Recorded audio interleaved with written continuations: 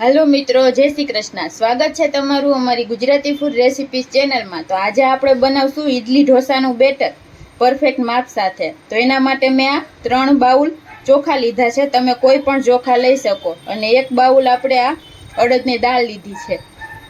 1 bowl जेटला नाना आपणे आ चोखाना पौवा छे अने 1 चमची आपणे मेथी दाणा लीधा छे। तो आपणे एक मोटा वासणमां पेला अड़दनी दाळ लई लेशुं। एमां आपणे आ मेथी दाणा एड करी देशुं अने आ पौवा एड करी देशुं। बीजा वासणमां आपणे आ चोखा एड करी देशुं।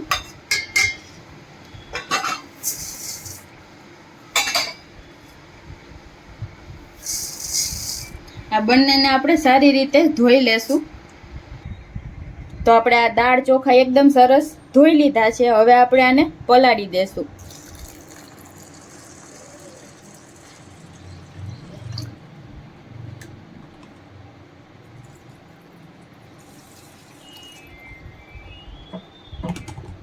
તો આપણે આમાં પાણી એડ કરીને આને 6 થી 7 કલાક માટે પલળવા દેશું। તો 6 થી 7 કલાક થઈ ગઈ છે અને આપણા દાળ ચોખા એકદમ સરસ પલળી ગયા છે। મેં આનું પાણી કાઢી લીધું છે। તો હવે આપણે પહેલા દાળને પીસી લેશું મિક્સર જારમાં।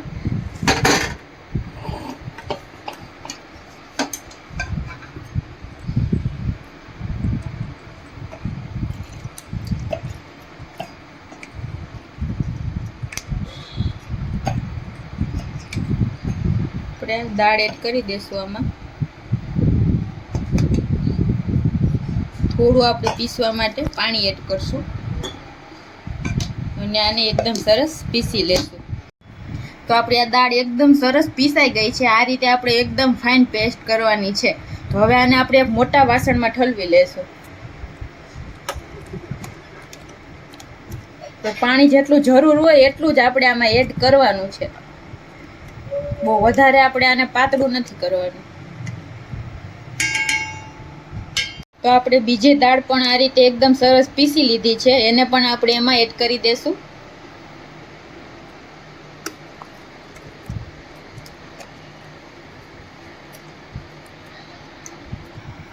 તો આપણી દાળ પીસાઈ ગઈ છે। હવે આપણે આ ચોખાને પીસી લેશું।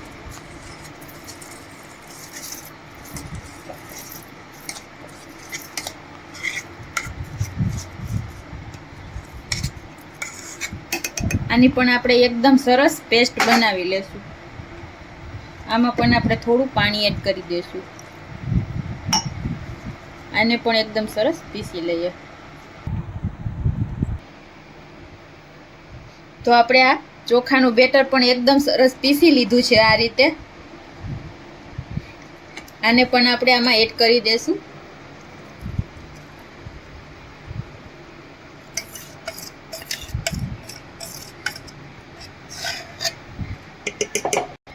આ રીતે આપણે બીજા ચોખા પણ પીસી લેશું।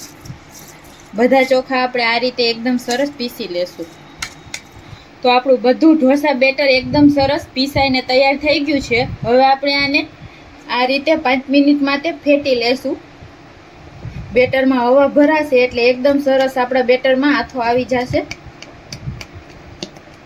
આ રીતે એક જ બાજુ ફેરવતા જઈને 5 મિનિટ માટે આ રીતે ફેટી લેશું બેટરને। તો આપણું બેટર એકદમ સરસ ફેટાઈ ગયું છે। હવે આપણે આને ઢાંકીને 5 થી 6 કલાક માટે રાખી દેશું આથો આવવા માટે। તો આપણે આ બેટરને 6 થી 7 કલાક થઈ ગઈ છે। તો આપણે આને ચેક કરી લેશું। તો આપણા બેટરમાં એકદમ સરસ આથો આવી ગયો છે। હવે આપણે આને એકદમ સરસ આ બધું મિક્સ કરી લેશું।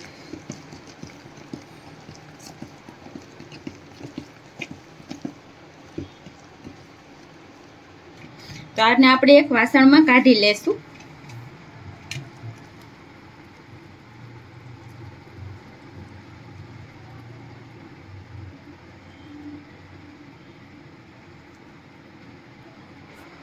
તો તૈયાર છે આપણું ઇડલી ઢોસા માટે એકદમ પરફેક્ટ બેટર।